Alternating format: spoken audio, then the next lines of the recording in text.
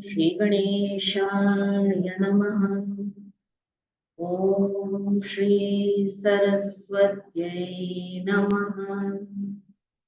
Om Shri Gurubhyo Namaha.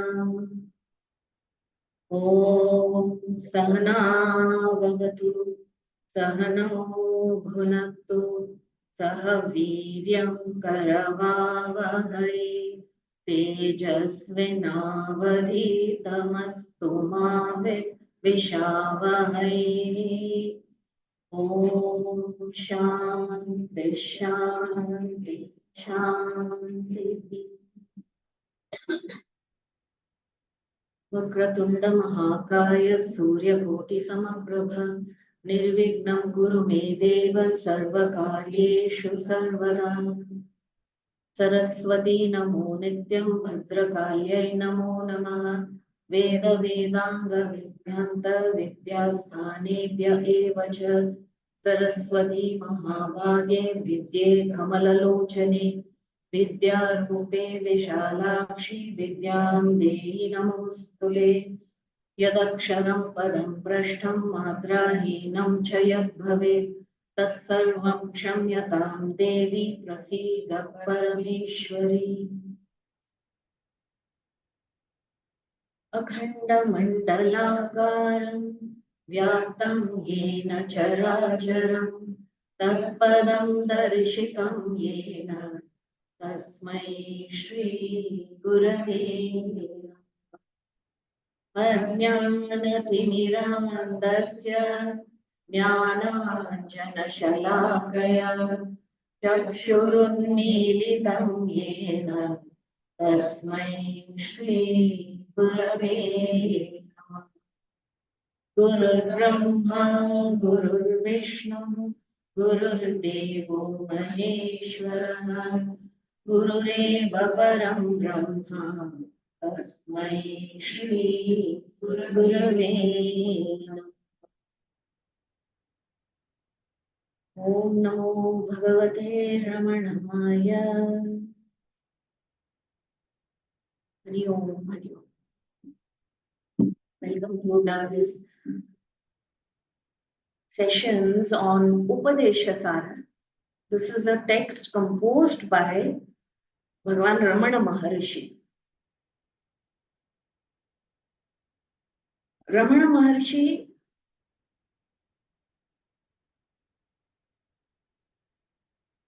is like what we call a phenomenon that happens once in a century. A saint whose lifetime we get lessons. What we learn is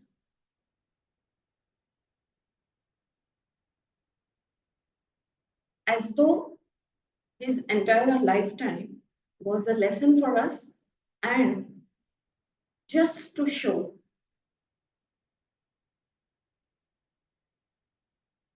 the seeking, the intense nature of seeking the truth and its realization. Ramana's life personifies that. As a young boy, he was always withdrawn, not engaging much in the world in the way normal people would do.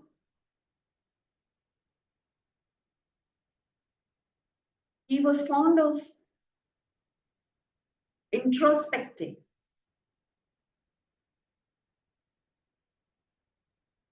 And the samskaras must have just been there. Otherwise, one doesn't withdraw within oneself. This is something people like to practice as sadhana. To withdraw the senses from its sense objects and pull it back within is great sadhana. And many strive to do that, it happened quite naturally to Ramana, even as a young boy. So it was, the lakshanas were always there until when this became a little too severe or intense, as we say.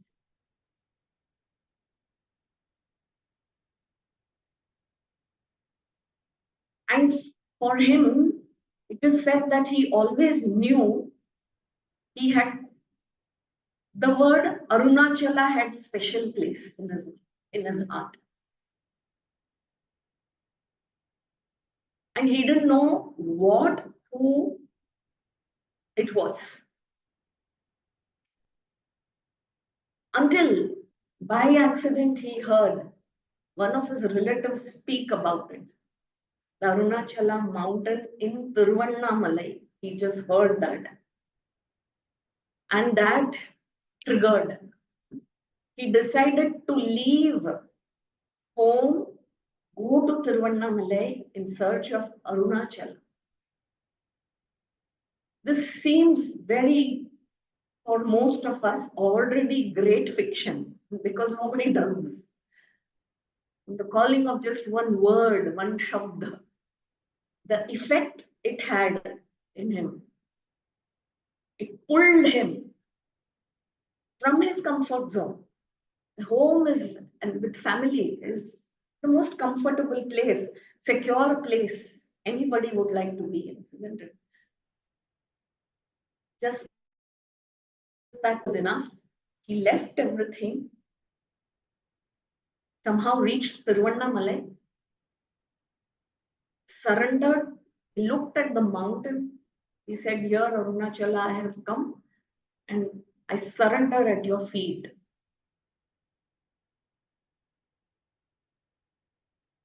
And all he wanted to know, who am I? Or Arunachala, who are you? And how are we related?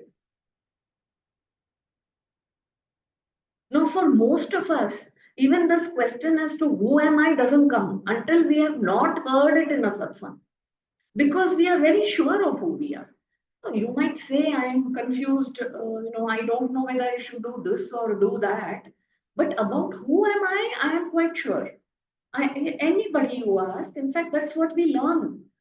From childhood, we learn who we are. We are taught that by the society, by our family.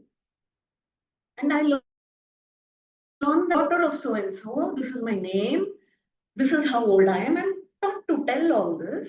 And then I begin to identify myself with things that I am told I should be identified with. And I never begin to question whether that is the true I. We take it for granted because the world allows this to happen. In the world, in a whole lifetime, you can spend lifetimes being ignorant. You will not have a challenge to your life at all. So that's why it's pretty easy to just assume a name and an identity associated with my body, with my family, with, the position, the status that the family, the community, all of that allows me to have. And since that is allowed, because everyone is known this way only, I never question who am I. So this was very odd that Ramana had to question this. Isn't it very odd? But to him, it was the only natural thing, for he knew, he could see the futility, the impermanency of this world, the constant change.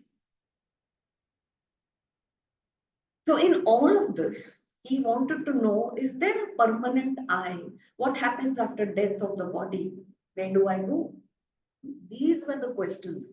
These were his, thoughts that propelled him to even run away from home And why do we say, why did I say he is a phenomenon?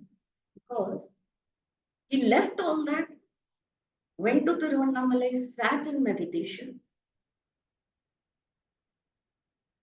It was almost like he had made up his mind not to get up from his seat of meditation without finding an answer. So, how strong the urge, how intense the urge to know, until there was clarity, there was no more questions in his mind. And woke up. And what happened? He just found his natural state of being, the truth of the I that I am, and it was over. His journey was over. He was still very young then. Few years he sat in meditation this way as a young lad, not bothering. He knew the body is not permanent, the mind is not permanent, not even the assumed I, who I consider myself to be man. This is who I am. That is also a part of thought. That recognition, that realization came so strongly. All of that went away. What remained was his natural state of being. He simply continued to be that way.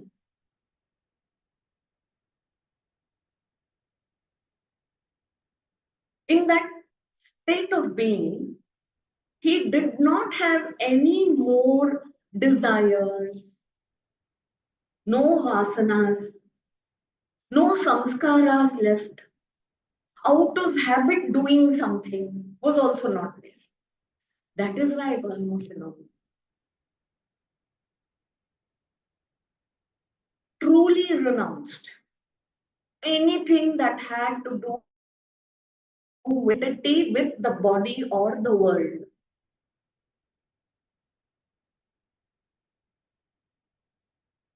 But of course, Prakriti will not allow you to be that way for long. Nature will not allow.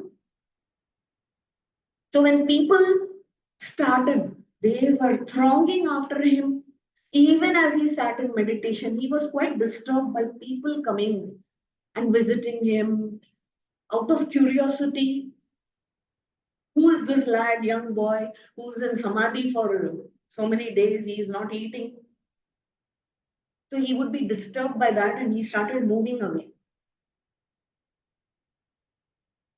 Until he realized, what am I moving away from? How can I run and how far can I run? So he just stayed put in. And people would come around him, talk to him. He would like to be in the natural state of being, which is complete silence. No? This is the state of ultimate realization where you feel who is not worth, may I use words. So it is an effort for them to speak. For us, it is the other way around, isn't it? We say, please keep quiet. Huh? It is an effort to remain silent.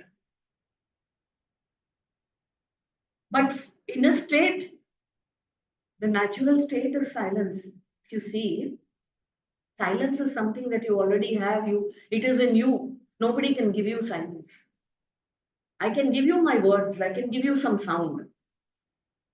You can listen to the sound. But the moment there is no sound, I have not spoken, there is silence, and that silence is already within you. That is a natural state. He remained that way until people kept asking him. Because there were many seekers of the same truth who went to him, they found a profound, a profound, deep experience when they were with him, which they wanted explanation for. Because the mind seeks this knowledge. It cannot understand, and what the mind cannot understand, usually we see this, isn't it? What I don't understand, I don't like. Why do we not like many things? Think about it. When you cannot understand, you don't like it, you begin to hate it also. That is why we say get familiar with God, get familiar with uh, the truth, so that you begin to know it more.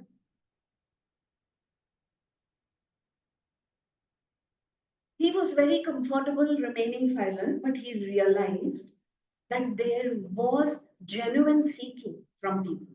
Therefore, he began to speak. And he would speak only of this truth. So his words also were very minimal. Why I'm telling you so much about Ramana, and we all should know. In fact, if you ever get a chance to go to Tiruvannamalai, where he spent most of his life, because once he reached Arunachala, the foothills, and he reached Tiruvannamalai, he never left Tiruvannamalai. Must go to the places where he was and feel the energies, get to know of this person deeply. One of his students, disciples, see, with Ramana, people called themselves students, followers, disciples of Ramana. Ramana himself never called himself a guru. So if he was not a guru, there were no followers or students also. He didn't have any students.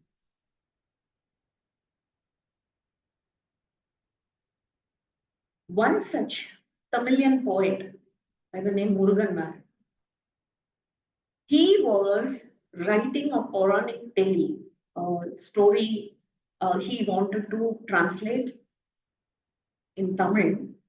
And so it was a beautiful tale, a story, where as he was translating, he reached a point in that story. It goes that Lord Shiva himself appears and gives an upadesh, an instruction or a message or a teaching to a group of Brahmanas. Now, this portion for Muruganar to translate became a little difficult. He said, when I have Bhagavan here, I might as well approach him, or he will be able to do justice.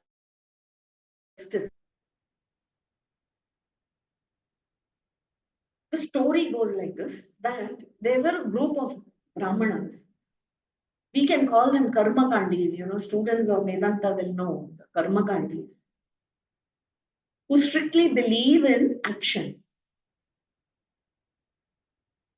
And there are many such people even today. Even if you are not a follower of Vedas, you might be a Karmakandi. Or who is a Karma? That if we have knowledge of action, right knowledge, right action, I can get whatever I want with it. This action will, we all know every action has its own consequence.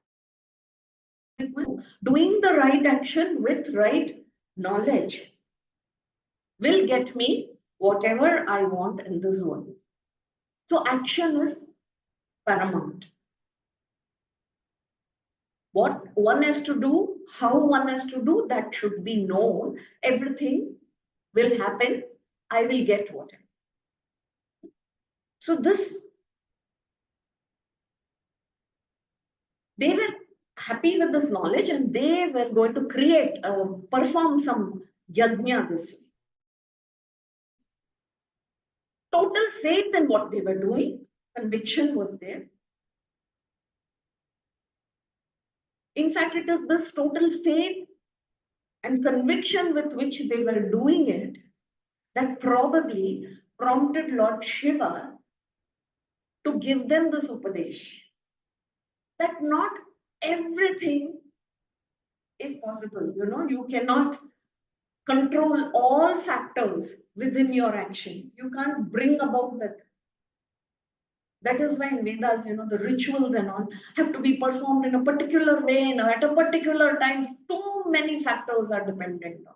It will have a beautiful effect, no doubt, but dependent on so many factors is your action. One of it fails, your result will be something else. So this Upadesh, Lord Shiva wanted to give them. So what happened? There were these rishis, and it is said that in this forest place where they were performing this yajna, the rishi patnis, each one has a role to do. When the rishi is doing something, the rishi patni is also offering something. The nevedyam has to be done and many other things. Here, as they were getting ready for this, they saw that the wives were not focused at all in the job. They all seemed mesmerized as though they are under some trance. And when the rishis looked at what were they lost in, they found that their wives were mesmerized by a young yogi. That yogi seemed to pass the forest, and all the women stopped their work, so charmed by his gait, his, just his presence. They started following him. Now, this angered the rishis. They were wondering, what is happening? Why are the women not doing what they have to do? And so they wanted to see who is this Mayavi, who is this person who has played this kind of a mental game, or, whatever you call it, hypnotized their women. They ran after, got hold of them and wanted to run after that young lad. So they followed him, they chased him because he was really quick. Now the women just waited where they were. They saw that the men were following this beautiful young prince-like yogi. And as they followed, the men realized it was no longer a yogi, but there seemed to be like a very beautiful maiden who was in front of them. They were so mesmerized with that form and figure of the maiden, they got caught. The women, the wives came running after them. What is this happening? Only then they realized there is something wrong. We are completely distracted by this thing. He or she is a Mayavi and has come to disturb our yajna. Who they kind of get hold of him, apprehend him, and of course he allowed himself to be caught this way. And they demand from this person, who are you and why did you do this? And then they realize it was none other than Lord Shiva himself who appeared and gave them this Upadesh. What was this Upadesh? Is what Upadesa Sara is all about. This 30 verses that Ramana has spoken about is the Upadesh you will find, where Shiva, out of his own compassion and benevolence, guided the rishis and the rishi patnis to the understanding of the truth of reality of who they are, and that this karma alone cannot get you there. Okay. Now, why the story is important? Because the very text begins with knowledge of karma. Ramana speaks of karma. That's why we must understand a little bit of what prompted Bhagavan to compose this text. And it is available in Tamil, it is available in Telugu, Malayalam, and in Sanskrit. We are following the Sanskrit verses here. This being the background, we will get into the verses. Bhagavan slowly gives us the Upadesh. Step by step he goes. He says recognition of who you are is the ultimate sadhana tapas. For whatever else you get other than that is of a finite nature. It is of a limited nature. It is in itself being limited. It is not purpose. It is not the truth. It is not the ultimate truth. Right? Because when we say we want to know the truth of something, how should that truth be? The truth is something that cannot change. It is not that, see, yesterday when I was talking to you, I thought that was the truth, but today I like to add something more. It has changed a bit. And then you will say, hey, how can I even trust this truth? Because tomorrow it might become something else. So this is a definite requirement that it cannot change. If it changes according to seasons, or well, 100 years ago that was the truth, but now it's something else, and after 100 years it may be something. No, no, no, no. I would like something more permanent than that. Is there something that way? And man's quest has always been like this. Every age, man has wanted to know this. Humankind. The human mind is always in this quest. Not that Ramana came or a Gautam Buddha came and everyone got the answers. No, because each one is seeking for this answer for himself. And how strongly, how intensely we seek is that intensely we will arrive at it. That's how deep we arrive at this. Experience doesn't leave you. So this book is like, a book of instructions where Bhagavan has given us so much that each one, according to where we are in this understanding of truth, we can pick up from there and proceed. It is not, there is no kind of hierarchy or something. Somebody is lower grade, somebody is higher that. That is in the secular world when we can gauge or we, judge somebody's qualification this way. A spiritual evolution, the lakshanas and the criteria are very, very, very different, which we will take up because the book deals with that.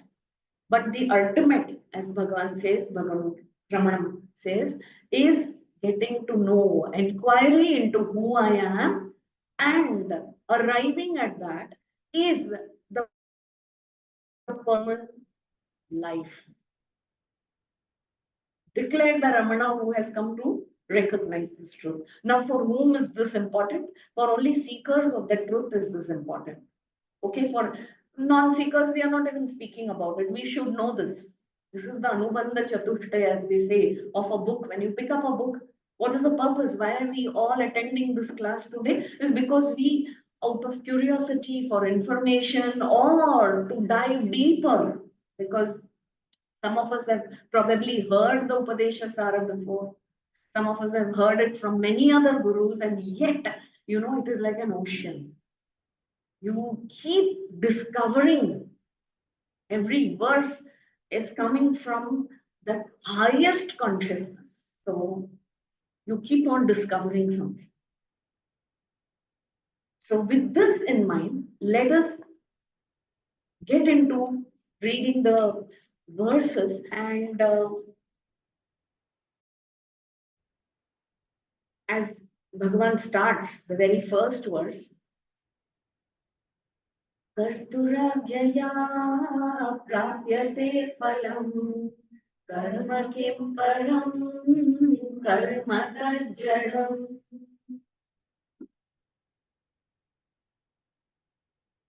He is saying this. He is, whenever there is a verse or gadyam, padyam, whatever, prose, composed, Mangalacharana, it begins, it's always on an auspicious note. And here, Bhagavan says, Kartuhu, Karta. There is one Karta. Who is this Karta? And he says there is only one Karta. So he is referring to that one Karta, that supreme intelligence. You call it God, you call it divine, you call it whatever you want. There is this set of laws already created. And according to that law, divine law,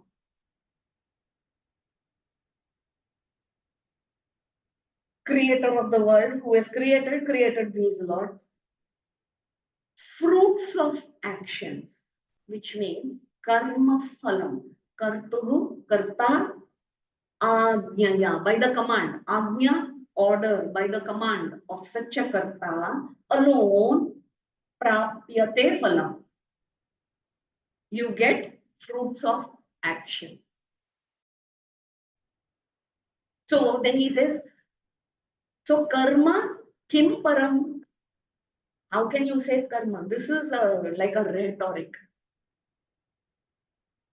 Karma kim param? Can karma be param? It cannot be. That's what he says. When we say, can this happen? Mean can't happen. For he says, karma that is jadam. Jadam, inert. Okay. Now you will see the meaning of what he wants to say. Remember, this was Lord Shiva's Upadesha to the Karmakandis who thought that done properly, the way prescribed, the way we should get anything. Which means everything depends on my intelligence, my strength, my capabilities. Now let us look. In our own daily experience, is this the case? That whatever I wanted, I have worked for it, I have put in all the efforts to the best of my capacity. Have I got what I wanted? Yes. So some people say, yes, I got. Wonderful. Has that happened all the time? Can we guarantee that? In our own life experience. It's not like that. Sometimes I feel I put in all the effort with the right knowledge to the best of my capacity, and I wanted this, I didn't get it. Then I say, the neighbor was lucky, he got it. That other student was far more lucky, he has good contacts with somebody, he got it, I didn't get it. We all have faced that. And then we have other reasons also. We say, I'm going through Sade Sati. What is that? Some astrological that is not suiting me now. Therefore, I'm not able to. I blame Shani, I blame Rahu. The Vastu at home is not okay. So many things. I did everything right now. Then I'm looking for now whom to blame. And sometimes this has also happened that I have worked for something and I know I should have got 70 to million because I worked for it. More than that, I'm not sure. I could have done better, I didn't do better because that day something happened. And see, even we are not all the time capable of doing our best every moment. That also doesn't happen. So how can we trust karma to give us results every time the way we want? So I have written my exam and then I found not 70, 75, I got 82. How did I get that? And then I say, oh, my supervisor must have been in very good mood. Huh? He was very lenient. This year corrections were very lenient, you know. After COVID, they decided to give everyone 5% grace marks. So what has happened? I was expecting 70 and I happened to get 82. Stars are very good. Huh? Even though I'm going through Shani, my guru helped me with this. Excuses for that. No, I can't take all the, you know, I am not all that good. It's not my work. It is all God's grace. It is Guru's grace. Because I can't believe how I got that 82. When I know I'm not capable, everything will be attributed to somebody else. So what is happening here? If I don't get it, I attribute to somebody. If I get it, I attribute it to somebody. Huh?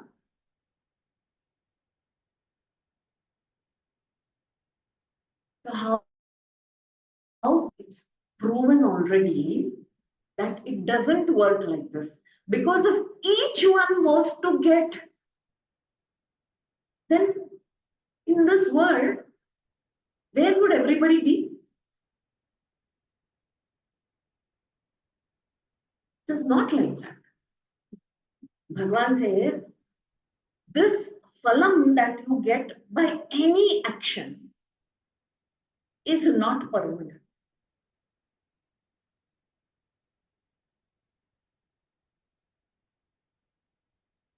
Which means what? I have worked towards my happiness. I thought if I studied some language, I studied some computer language, I learned some dance, I learned some music, it will give me happiness. It does give me happiness. How long is that happiness? It doesn't last, right? I have to keep on doing that karma. After a point, even after doing that karma, I might not be happy. And for doing every karma, any action that I perform, do you think that that action itself is responsible? It cannot be. Now, there is an intent, there is a sankalpa, there is a resolve, there is an intelligence that makes it work one way or the other, isn't it? Let's take the action of using a knife. A knife is used. Suppose you are just seeing an audio visual. You are seeing a visual of a hand with a knife. You can't make out what is happening. Is it cutting vegetables? Is it applying butter on bread? You will say, no, no, we know the difference in those knives. A pen knife is used to cut, you know, the envelope, open a letter. We know what is the butter knife, which knife to use while applying butter, which knife to use while cutting vegetables. Like that, we know which knife the surgeon also uses while doing an operation, performing a surgery. But see, the action of using a knife is one, but the intent with which the action is performed is different, isn't it? The surgeon who uses this knife on a patient, what is his whole purpose? To help that patient. And who, has he gone and surgeon? The patient has come to him telling him, please perform this surgery. Please cut this part of the body and do what repair you need to do. And I'll be relieved of this pain and I will give you some money for it. And he has this technique, he has learned this technique, he has gotten this knowledge, and he has performed this particular technique. After performing this cutting of the body, he is appreciated for the work that he has done, and people say, like God that performed that surgery on. The same action with a knife in a crowded bus or a train, where there is this pickpocket who uses the knife to cut your wrist, to take that wristwatch, cut your pocket so that he can get a hand on your purse. Now, what is this? This is also using the knife only. Action is performed using the knife. Action is one, but So there is an intent behind it. There is an intelligence behind it. Action by itself. Now the fan is on in the room. It is not on its own. Action is happening, and that action is having a effect also. We need the fan. Oh, it's cooling us. Wonderful. But somebody has to switch it on. And it will go on like this if somebody doesn't switch it off. Which means it cannot identify by its own whether I need to be on or off. That is why he says karma is jadam. Karma is jadam. Jadam, it cannot think for itself. It is inert.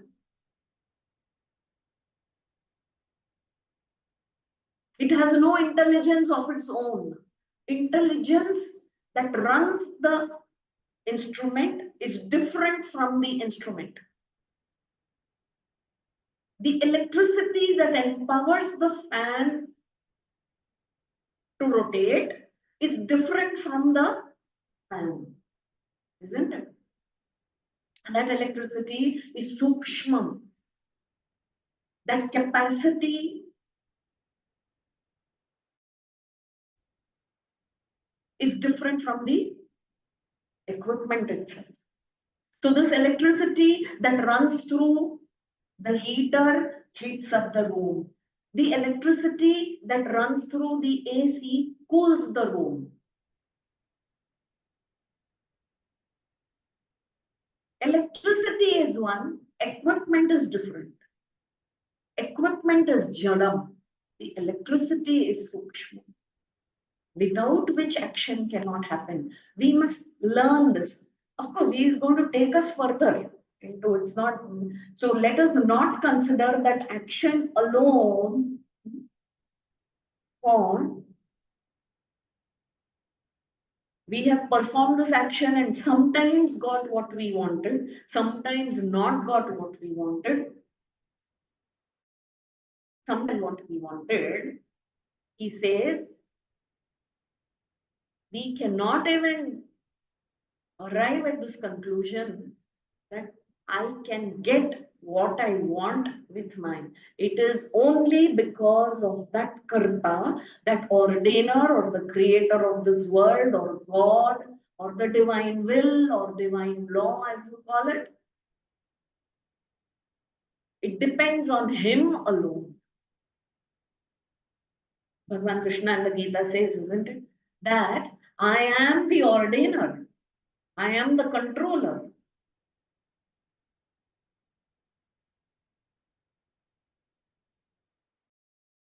Everything in Prakriti works according to my law.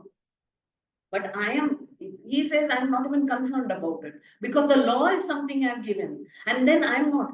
So you cannot hold him responsible also. Do you understand this? Everything works according to a law. And there is a divine law that is working. Today, the Constitution of India has certain laws, isn't it? Now, the judge, Supreme Court judge, High Court judge, or any judge in any court, when judgment, can you hold? He says this person has committed this crime, and according to the crime that he has committed, he must go to prison for 2 years. Can you hold that judge responsible for your 2-year imprisonment that you got? You can't. That is the law. He says, see, I am not responsible. I am just interpreting that law. Right? So he is not responsible. But there is a law. There is a law. And that law, no, you can't say that law is in the Supreme Court in Delhi. Only when I go to Delhi, it applies. When in Mumbai, it doesn't apply. No, it applies everywhere. You come under that scheme anyway. If you are in India, then laws of India apply to you. So like that, wherever in this world, in this universe, forget world, of only the earth, anywhere in the universe, there is a divine law that works and everything works. And according to that law, what you are supposed to get, you are going to get. And what you are not going to get, you are not going to get. Very, very big statement made. Oh, then what am I doing here? Most of us are lost in doing something and getting something, isn't it? Because that's how we are taught in this world. From childhood, we are taught what you must do, what you must not do, what all you must do to get what you want. We are even taught what will give you happiness and how we are striving. We have never thought for ourselves, is there true happiness is in what I am striving for? Isn't it?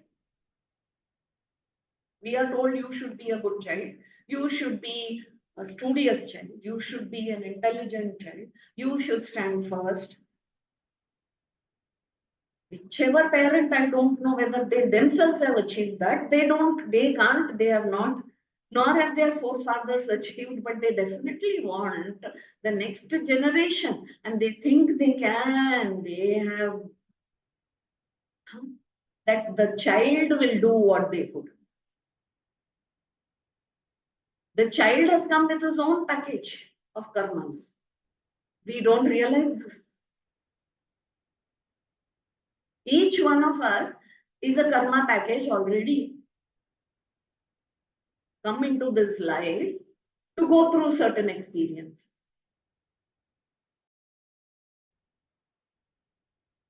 So to do something and get something.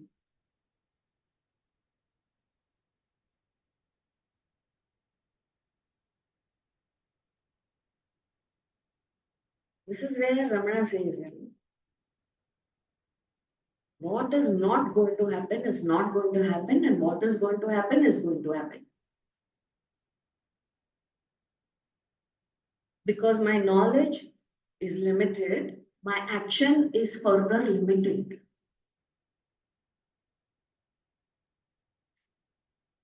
It requires tremendous amount of intelligence to understand this.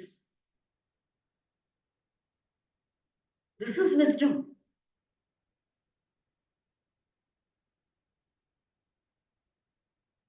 Since we do not have this, we are struggling. बोलते हैं ना हाथ पैर मार रहे हैं, not knowing. तो यहाँ गए वहां गए, we go here, we do this, we do that, we try this, we try that.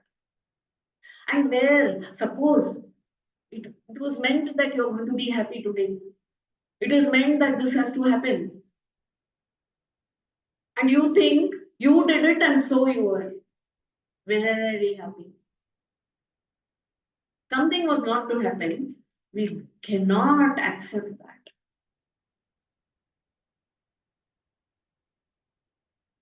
That is how we get lost. The second verse we'll see. Kriti mahodadau patana karanam palama shashvatam gali nirodhakam. Kriti mahodadau. This is a maha-udadau, ocean. Sagara. Sagara of what? We see around us, each one is striving, doing something or the other to get something. And everyone has to be doing something, we tell. In fact, if we see somebody who's not doing anything, we say, what is this person not doing anything? We are upset. We can't bear the fact that this person can do nothing. Useless. Because only when you're doing something are you useful in society. That is our thinking, right? Big ocean, like the waves, constantly rising and falling. Little small waves are rising and falling. Big waves are rising and falling. This ocean, actions is the cause of the, and the result is always impermanent. Therefore, forcing us again into acting. Once for all, you have acted and finished. Is it like that? No. Have to keep studying. Have to finish 5 years of studying medicine, then what happens is I get a certificate saying I can now practice medicine. Not that it is over, once for all, done with. Is there any such knowledge which is done with at any given point of time? No. You can keep on. Take even language, take mathematics, take the formal sciences, take any art. You can't say this is the end. In fact, they tell you, na, if you call this is the end, you have arrived, you are dead. You need to go on improvising. You can keep on learning. There is no end to learning. This is what they say. So after so many years of practice of medicine, practice of law, you need to keep updating yourself. Today it's become compulsory. Because the way technology is developing, new methods of learning are developing, you need to update yourself with all the possible education. So again, this, whatever it is that you get in your hand by doing something is impermanent, and you keep into that cycle, doing and getting. So one is causing the other. You perform something, you get some result. That result is not long lasting. You want it to last long. Therefore, you continue. You think that at 20, that if I have so many lakhs of rupees in the bank, I am done. So by then you're 25, you have chased that amount and you've got that. Stars are good. God is also with you. So by 25, you have managed. 50 lakhs is what you thought of, and 50 lakhs you got. But in that 5 years, you learned that maybe 50 lakhs was too small an amount. I was too young to realize that so much more I could have asked for. What do you do at 25? I think another 50 will help me. Then you're 30, good. You have got another 50 only to realize that 50 will never be enough. Because another 5 years I would spend all the 50 and I will not have anything remaining with me. Therefore, I continue to do. So this becomes your cause for fall. Fall from where? Fall from the truth. Fall from knowing the ultimate truth. Self-knowledge is the only knowledge that once you get it, once that clarity is there, there is no upgradation, there is no new version. It is over once for all. And it is not that now I am practicing lawyer or practicing doctor.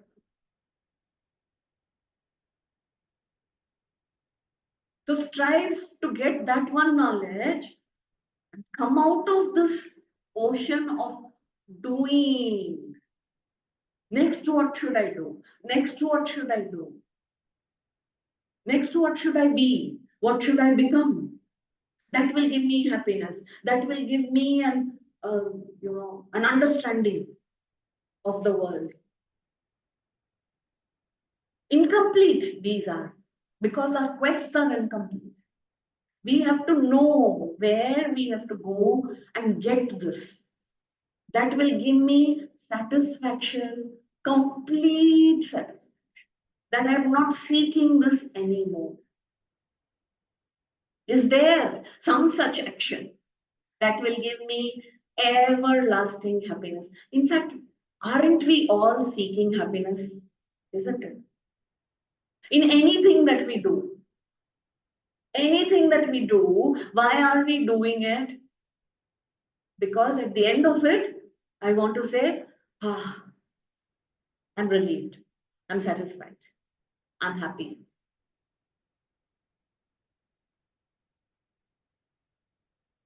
What Ramana is trying to tell us is take us to that state of understanding where we realize that true state of being, is the true state of our being itself.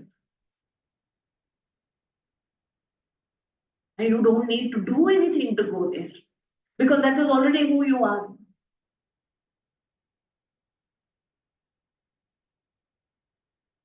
That is why no karmas can get you there. But I'm failing to see this today. Why? Because the mind is so conditioned already into doing something and getting something. If I do this, I'll get this. This is how we train ourselves. So it's difficult for us, this vicious cycle that we create, the mind has created about. Difficult to let go of that. So how? He says, Ishwararpitam nechaya kritam chittashodakam mukti sadakam. He says, whatever actions done with an attitude of dedication to Lord. There is this law that is running the universe. I dedicate all my actions unto that law. Lawgiver, ordainer, God, creator, whatever you want to. Ishvara. Onto him. Because when you personify this lawgiver, you have a form in mind, isn't it? So whatever that form is for you, whichever form it takes, we all have a form of God. We want God. God must be this. We have a collective understanding of God. How can God be? So he who is the ordainer, who is God, who is Ishvara, who is the one who has given us these laws, who upholds this law, let me do one thing. Since I have understood that my actions, whatever results my actions can get me, my karmas get me, is limited. It is very, very impermanent. It doesn't give me lasting happiness, but I am prompted to do these actions. It has fallen into that vicious cycle, and out of habit, mechanically also sometimes deliberately I am doing it. What can I now start doing? Bhagavan says, you do one thing, surrender or dedicate those actions onto the Lord. And also, do not keep asking them, God, give me this, give me that, give me this. Previously, this is how I do something, and I think, yes, I have put in all my efforts with the right knowledge, I will go. Yet, what do I say? I think there is a luck factor. I hope I'm lucky. So I pray to God also, God, that grace you give me, make me lucky today. We are dependent like this. So we go to the temple, we seek Him in prayers this way. God, grant me this wish. Grant me this. Let me have this. Now, what has happened? If the two verses that Bhagavan has given us is nicely contemplated upon, and the truth of it is recognized, discovered here, automatically there is a change, there is a shift in the way we think. It is what we say, God, grant me understanding of this truth. Now I am doing this. Whatever I need to do, I'm prompted to do, but I don't even know whether it is the right thing for me to do. I don't even know whether this wish of mine should be fulfilled or not fulfilled. Because I don't know whether I'm desiring the right thing for myself. I am asking for one apple where probably I deserve a dozen. Maybe I am asking too little. Or I am asking for something that is not good for me because I may not be able to digest that. See, the mind is such, even with lot of happiness, it can break down. We always usually think that a sadness creates a breakdown. You shouldn't even go when somebody is longing for a lot of money, and if he has won a 5 crore lottery, you shouldn't disclose that suddenly to him, that news. He may not be able to take it. That happiness will also be a barrier for him. He might be shocked. The mind is this. One has to be able to take it, no? So I don't know what is good for me, God. So you give me whatever has to come to me in this moment for me, because that the lawgiver, the one who has written our life, already knows what has to come to you the next. And give me that understanding to recognize this, isn't it? That should be our prayer. So I am not going to God with some kind of wish fulfillment here. I am trying to understand. Give me what is meant for me at this moment and let me accept it that way.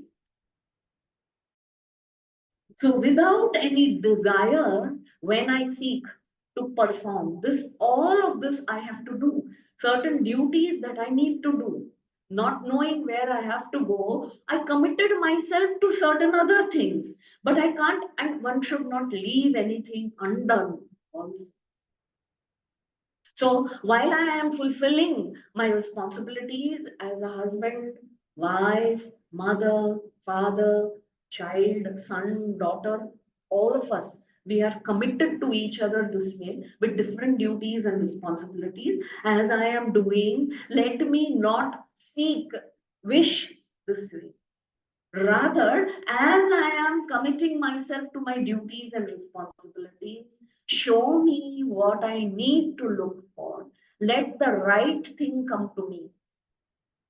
And whatever comes to me, let me have this attitude of acceptance. This is surrender. This is dedicating your action to Lord. When you have done this, Bhagavan Ramana says here, it acts as a purifier, mind purifier. Chitta Shodakam it becomes. Till then it is not. It will take you into that constant current of that cycle of birth and death, of coming and going, of becoming something. The cycle, vicious cycle that society as a whole we fall into. To get out of that cycle, you need to make this deliberate attempt. Approach has to be, attitude has to be this way. Then it helps you see everything very differently. You are now viewing the same situation with a different perspective. And what has happened? Chitta Shodakam has happened there. The mind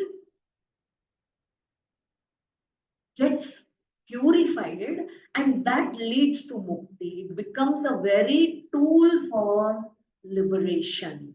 Mukti sadhakam. That is a aid, that is the means to mukti. So this is a very, very important attempt here. So Lord Shiva, imagine Lord Shiva is saying that to the Brahmanas, and our Brahmana is in Ramana's words as though we are getting it. To begin with, if we can do this much, let us not go into the vicious cycle of this mind. When we look at the world with our own limited mind, our habits, our thinking patterns of the old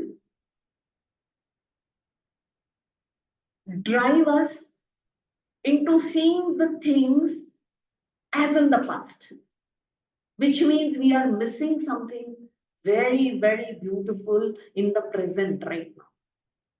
Until we do not get out of this whole cycle of the mind presenting itself with a situation and providing the solution also from there. This is where collectively we have all fallen into. This is the fall. For a spiritual being, this is a fall. Mechanically, constantly acting out of habit. And you say, oh, I forget, this is my nature, I've always been doing this. That means you are constantly from the mind only. It is like push the patient, bringing up the whole old thing again and renewing. And there is no coming out of it if you do not willfully, strongly decide to get out of this mental patterns. That's why we say, get out of the thinking patterns that you have created for yourself. How can you do that? By simply dedicating all your actions, even your thinking, being open to allowing for looking at the world in a different way. So you have to allow for different thoughts to come in. That may not be your way of thinking, but keep an open mind. When you do this, already you realize, oh, the world is made up of so many different ideas and thoughts of the same object. And I thought it was this way. This rigidity will go. Therefore, the surrender and dedication onto the highest. Ishwararpitam nechaya kritam chitta shodakam mukti sadakam. We shall continue with these verses in the next class and keep doing mananam. Write down. Write down your own ideas, whatever thoughts that come to you as you're listening, and read the 3 verses, interpret it the way you want it. Because finally, you have to arrive at your own conclusion. Today, we have experiences, our own thinking, and we are looking for something also, some answers. Therefore, we have come for this class. We are attending this class. Now, when you have to do that churning has to happen. Use the 3 verses and write down whatever you feel. You may agree with what is said, you may not agree with what is, but write it down and seek clarity.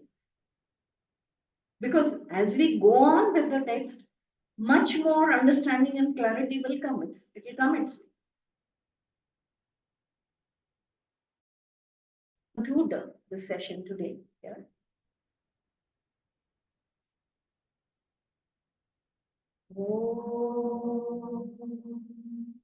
Purnamadah Purnamidam Purnat Purnamudachyate Purnasya Purnamadaya Purnameva Vashishyate.